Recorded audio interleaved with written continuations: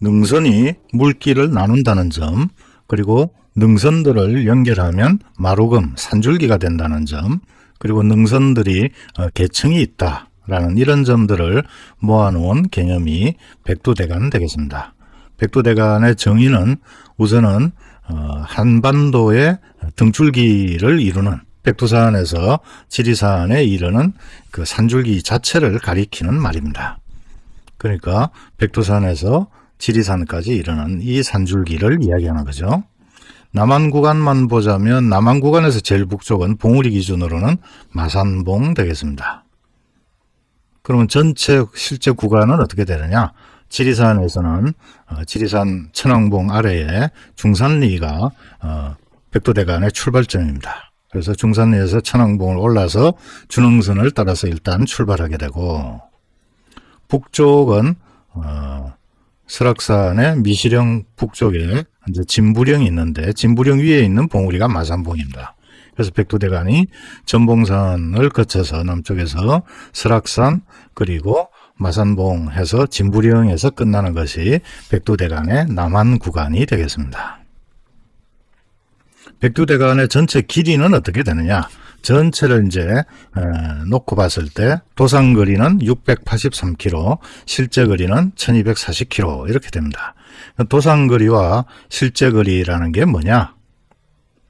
어떤 두 지점, 예를 들어서 남쪽에 백두대간의 출발점인 중산리에서 이제 천왕봉, 노고단, 그 다음에 서북능선 가다가 정령치에서 이제 고길이로 내려가게 되는데, 중산리와 고길이 사이의 직선거리가 예를 들어서 24km가 됩니다. 이 직선거리는 비행기를 타고 간다면 의미가 있지만 땅 위로 지상으로 걸어가는 입장에서는 그냥 개념적인 거리죠. 직선거리로는 24km인데 실제로는 이제 지상에서 길을 따라가야 되기 때문에 길을 따라가는 거리, 이게 도상거리입니다. 이게 44km가 나오는데 실제로는 지도상거리다라는 의미죠. 도상거리. 이 도상거리는 지표상의 위치를 위성에서 GPS 신호를 가지고 계속 이렇게 추적을 해가면서 거리를 계산하기 때문에 GPS 신호를 이용하는 등산 앱인 트랭글, 그 다음에 운전할 때 많이 쓰는 내비게이션, 이런 게 모두 도상거리를 이야기하는 겁니다. 그리고 산행을 할 때 우리가 시간당 한 2km 정도의 속도가 나온다라고 할 때도 도상거리죠. 근데 일반적인 성인이 평지를 걸어간다면 시간당 4, 5km를 걸어가는데 왜 산행을 할 때는 2km밖에 못 가느냐? 그거는 뭐 당연히 오르막이 있기 때문이죠. 그래서 이 두 지점 간의 도상거리 44km를 개념적으로 쭉 직선으로 잡아 늘렸다라고 했을 때, 평지라면 그냥 44km를 그냥 걸어가면 되는데, 요 아랫단으로. 근데 실제로는 천왕봉을 오르고 그 다음에 봉우리를 오르락 내리락 하면서 진행을 합니다. 요 흰색 점선처럼. 그래서 실제로 우리가 걷는 거리는 요 흰색 점과 같아서 이게 한 75km쯤 나오게 됩니다. 요 이제 지형에서는. 그래서 도상거리와 실제 거리가 이렇게 차이 난다라는 건데, 이 실제 거리라는 것은 지형이 워낙 다양하고 하기 때문에 측정할 방법이 평소에는 마땅치 않습니다. 그래서 우리가 산행을 할 때 거리라는 것은 다 도상거리, 지도상거리를 따지는 거죠. 그래서 683km를 가지고 생각을 해볼 수 있겠는데, 이 683km를 중산리부터 진부령까지 다 간다라고 하는 게 이제 종주 개념이죠. 종주. 이 종주를 하려면 얼마나 걸릴까? 이거를 하루에 7시간 정도를 잡아보면 시간당 2km니까 14km 전진한다라고 생각을 해보면 683 나누기 14 해보면 49쯤 나와서 1년 52주하고 비슷한 숫자가 나오죠. 그러면 매주말 1회에 백두대간을 14km씩 전진을 하면 1년이면 종주를 할 수 있겠다. 이런 대략적인 계산이 나오게 되는 거죠. 근데 이제 실제로는 어떻게 진행이 되느냐? 중산리와 진부령 사이가 도상거리로 683km고, 실제로 이제 걷는 거리는 이렇게 오르락 내리락 하니까 실제 거리는 1240이란 건데, 종주를 할 때 하루에 14km를 전진을 해야 되겠다라고 한다면, 백두대간 위에 계속 상주하고 있다면 몰라도 그게 아니고 이제 귀가했다가 다음 주에 또 가야 되고 하니까 이 접속하는 거리가 또 필요합니다. 그래서 이 백두대간 전체 구간을 어떻게 나누느냐에 따라서 이 접속해야 되는 거리도 또 달라지겠지만 통상적으로는 뭐 35회 내지 36회로 이렇게 나눕니다. 이렇게 했을 때 접속하기 위한, 그러니까 등산로로 올라가기 위한 총거리가 한 50km 정도 필요한 뭐 이런 이제 프로그램이 나옵니다.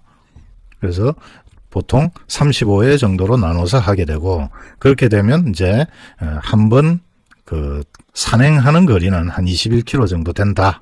뭐 이 정도로 보면 되겠습니다. 구체적으로 이제 백두대간을 종주를 하려고 하면 산악회라든지 이런 데 프로그램을 따라서 가야 되는 거죠. 이게 원점 회귀하는 개념이 아니라 일정 지점에서 다른 지점으로 이동하는 종주 개념이기 때문에 혼자서는 이제 진행을 할 수 없는 그런 산행 프로그램이 되겠죠. 그 다음에 이제 백두대간이라는 용어의 두 번째 정의는 산줄기, 큰 산줄기 하나만 이야기하는 게 아니라 한반도의 산줄기 전체를 설명하는 방식, 체계를 또 백두대간이라고 부릅니다. 이 백두대간이라는 개념으로 산줄기를 설명하자라는 것은 첫 번째, 산줄기를 어떻게 판단할 거냐, 어느 것을 산줄기로 볼 거냐라는 판단 기준에 관한 이야기인데, 그거는 산자분수령이라는 이런 단어로 이제 요약이 됩니다. 산자분수령이라는 이 말의 글자 그대로의 뜻은 산이 분수령이 된다라는 거죠. 능선할 때 분수계를 이룬다라는 거하고 같은 맥락입니다. 그러니까 산이나 산줄기가 물길을 나누기 때문에 물길이 산줄기를 나누는 일은 없을 거다.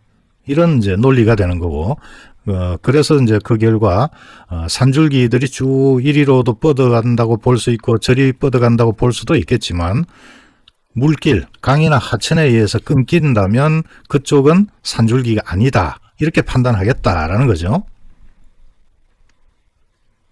두 번째는 산줄기에도 계급이 있더라라는 겁니다. 그래서 대간이라는 게 기본 뼈대가 되고, 거기서부터 또 뻗어나오는 하위 개념의 정맥, 또 거기서 또 뻗어나오는 지맥, 이런 계층이 있더라라는 개념이 또 두 번째 이 기준이 되겠습니다. 그래서 남한 구간만 보자면 백두대간, 대간 하나고 정맥이 9개, 그 다음에 이 대간이나 정맥에서 줄기 쳐서 나온 지맥이 전체 한 170여 개 된다라고 이야기를 합니다. 근데 이 정맥은 이름들이 강 이름 기준입니다. 이게 분수계 개념, 물길이 있느냐 없느냐, 끊기느냐 마느냐 이러다 보니까 큰 강 위주로 이 정맥을 판단하게 돼서, 이 아이러니하게도 산줄기의 이름은 또 강 이름 기준이 됩니다. 한강의 북쪽에 있다고 해서 한북정맥, 한강의 남쪽에 있으면 한남정맥 이렇게 부른다는 거죠. 그래서 한반도 전체의 이제 산줄기 리스트는 이렇게 되는데, 백두대간은 이거고, 그 다음에 정간이라는 개념이 있어서 두만강 쪽에 뻗어 있는 큰 산줄기를 장백정간 이렇게 별도의 계층이 있고, 나머지 이제 이 정맥들은 이름들이 다 강 이름 위주로 된 게 대부분입니다. 예를 들어서 뭐 한남 금북 정맥 이러면 한강의 남쪽, 금강의 북쪽에 있는 정맥이다 라는 이런 명칭이라는 거죠. 그리고 이제 기맥이 있는데, 한강 기맥이라고 해서 북한강과 남한강 사이에 산줄기로 하나를 봐야 되지 않느냐라고 해서 이제 오대산, 뭐 개방산, 용문산, 양수리까지 가는 이 산줄기를 또 한강 기맥으로 봅니다. 그 다음에 지맥은 그 지맥상의 가장 높은 산 이름 기준으로 이름을 짓는 경우가 많습니다. 예를 들어서 이제 한북정맥을 보자면, 한북정맥이 남한 구간이 이제 대성산, 백운산, 우남산, 운악산, 그 다음에 이제 그 도봉산 해서 장명산까지 가게 되는데, 여기에 지맥들이 예를 들어서 명성지맥에서 명성산이 있는 요 지맥을 명성지맥이라고 부른다라는 거고, 화학산이 있는 요 지맥을 화학지맥, 그 다음에 명지산이 있는 지맥이다, 천마산이 있는 지맥이다, 수락산이 있는 지맥이다 라고 해서 수락지맥, 왕방산이 있는 지맥이고, 감악산이 있는 감악지맥, 그 다음에 계명산이 있다고 해서 계명지맥, 또는 이제 제일 끝이 이제 통일동산이 있는 오두산이라고 해서 오두지맥으로 부르기도 하는데, 이런 식으로 한복정맥의 8개 지맥이 각각의 지맥에서 제일 높은 산, 봉우리 이름 위주로 이렇게 이름 지어져 있다라는 겁니다. 이 백두대간이라는 개념이 언제부터 이제 유래가 됐느냐? 예전 우리 선조들이 이제 보던 개념인데, 1700년대부터 나타나기 시작해서 이제 결집이 된 거는 신경준이 쓴 상경표라고 보고 있습니다. 이 상경표라는 책이 있는 줄 몰랐다가 1980년에 동대문의 고서점에서 발견이 됐다고 합니다. 그래서 이 상경표를 가지고 또 그 다음에 추가적으로 이제 조사를 하고 자신의 경험들을 넣어서 박성태 선생이 쓴 책이 신상경표가 되어서 오늘날 이제 이 백두대간을 하는 대간을 한다라고 하는데, 이제 대간이나 정맥을 종주하고 이러는 분들의 이제 바이블 같은 책이 신상경표죠. 그리고 이제 최근에는 권태화 씨가 쓴 현호와 걷는 백두대간 이런 책도 나오고 있습니다. 근데 이제 우리가 알아야 될 것은, 신경준의 상경표에서는 대간과 정맥까지만 규정을 했었고, 박성태 선생이 신상경표를 만들 때 기맥과 아까 한강기맥, 기맥과 지맥까지를 다 규정을 했다라는 겁니다. 그러면 우리가 학교에서 배웠던 산맥과 이 백두대간은 어떻게 다른가라는 겁니다. 왼쪽이 이제 백두대간 체계고, 오른쪽이 우리가 학교에서 배웠던 이제 산맥 체계인데, 사실은 둘 다 백두대간 체계도 그렇고 산맥 체계도 그렇고 약간 이제 여러 가지 썰들이 나누어지기도 합니다.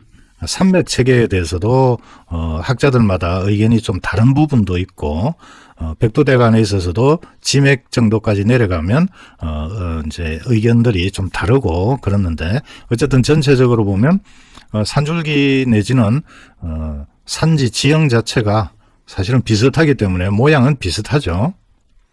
근데 한때 백두대간 개념이 굉장히 바람이 불었습니다, 우리나라에.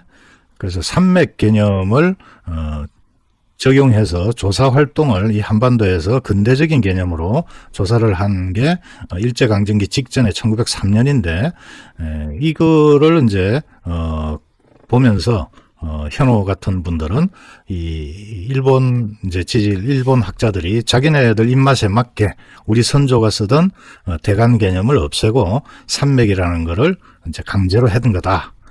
그래서 이제 교과서도 바꿔야 된다. 뭐 이런 주장까지 이제 나오게 됩니다. 근데 이 대간에 관한 이야기는 아니지만 신상경표를 쓴 이 박성태 선생은 굉장히 고전이나 이런 것까지도 다 연구를 많이 한 분인데, 이런 분들이 이제 하는 이야기를 보면 한반도가 최초로 근대화된 이제 현대 지도는 일제강점기 1914년, 18년 이때 나왔는데, 일제가 이 현대화된 이제 지도를 만든 목적 자체는 자원을 수탈할 목적으로 만들었는데, 그러나 그렇기 때문에 사실을 사실대로 정확하게 기재한 측면이 있다라는 겁니다. 예를 들어서 북한산이 원래는 삼각산인데 일제가 이름을 북한산으로 바꿨다든지 이런 거는 근거가 없는 이야기다. 그 이전에 우리 선조들이 썼던 이름들을 보면 북한산이라는 이름이 다 나오고 있고, 그래서 그런 점들은 주의해야 된다. 이런 지적을 박성태 선생은 하고 있습니다. 어쨌든 백두대간에 이 바람이 불다 보니까 백두대간 보호에 관한 법률도 만들어져 있습니다. 여기서는 이제 당연히 이제 대간과 정맥까지만 보고 있는데 요는 백두대간을 국립공원처럼 보호해야 되는 그런 경우가 있다면 보호해야 된다. 뭐 이런 게 이 법률의 요지입니다. 근데 사실상은 뭐 큰 의미가 없는 게 백두대간상의 주요 포인트마다 다 국립공원입니다. 그래서 이미 국립공원관리공단에서 잘 보호를 하고 있기 때문에 백두대간을 별도로 보호해야 된다라는 것은 별 뭐 할 만한 조치는 없는 거죠. 그래서 사실은 지금은 이제 백두대간은 각 지자체들이 이 백두대간이라는 어감이 주는 아주 웅장함, 이런 점을 홍보 효과로 활용하는 정도가 다가 아니겠느냐, 뭐 이렇게 보입니다. 그럼 사전적인 의미로 산맥은 뭐냐? 학자들이 이제 이야기하는 산맥의 개념이죠. 이 산맥은 봉우리가 어떻고 그 등산로가 어떻고 하는 개념이 아니라 형성 과정이나 형성 시기 같은 그런 면에서 상관성을 가지는 그런 복수의 개념입니다. 그러니까 영어로 할 때는 복수형을 쓴다는 거죠. 그래서 백두대간은 산줄기고 분수계, 물길이 어떻게 나누냐 이런 거에 관한 이야기지 근대 지리학 개념의 산맥하고는 전혀 대체되거나 뭐 경쟁할 상대가 아니다라는 겁니다.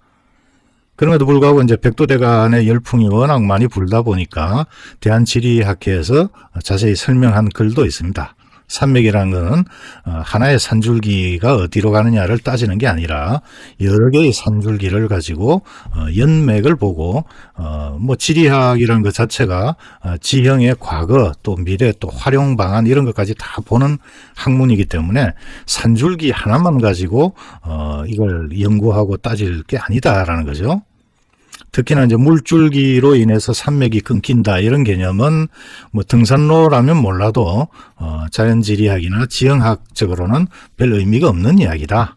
왜냐하면 외국의 경우도 산맥이라고 하면 강 하천이 많이 지나가는데 그거를 어디까지만 산맥이고 어디까지는 산맥이 아니다 이렇게 말할 수가 없다는 거죠.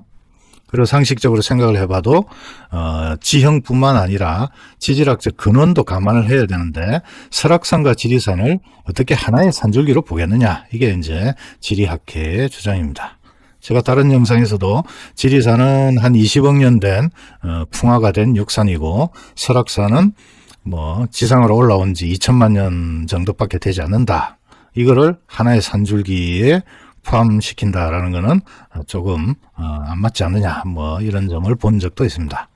그래서 결론적으로는 산줄기 백두대간하고 산맥하고 어느 관점으로 보느냐라는 것은 의미가 없고 각각의 다른 차원의 이야기라는 거죠. 그래서 백두대간은 산줄기고 예전부터 우리 선조들이 보던 우리의 산지 지형에 관한 이야기고 등산로로 활용하기에는 최고의 정보고 산길이고 이렇다라는 걸로 이해를 하면 되겠습니다.